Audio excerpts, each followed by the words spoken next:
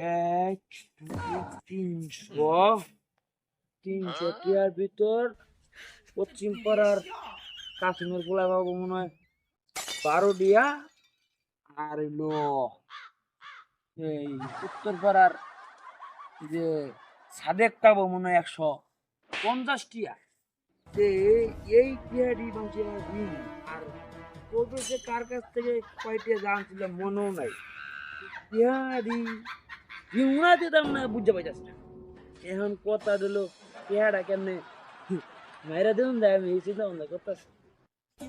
সাদেককে যে খারাপের খারাপ, ওটা টিয়া নিয়ে ছাড়বে। ওটা ছাত্রা, আমি এক ছাত্রা, ওইটা আরো ছাত্রা। সালাম আলাইকুম। ওয়ালাইকুম আসসালাম। ভাই শুনলে বালা বালা বালা বালা। বালা এনো কি মনে সুহাজি খাড়াই আছে ভাই, কি ব্যাপারটা কি ভাই? ব্যাপার বালা তো আবার তো ভালো ভাই, শার্ট কেটে নতুন বানাইছো নাকি? হ্যাঁ তুমি টানছি। ও না, হ্যাঁ মনে তো দেখা যায়, মনে হইতো দামি শার্টটা। সার দামি না। আচ্ছা শার্ট তো দেখা যাচ্ছে দামি, গরু তো একটা দামি করতো। আচ্ছা ভাই কি 150 টাকা জানি কবে আনছিলেন আমার কাছে হাওলাত? কথা?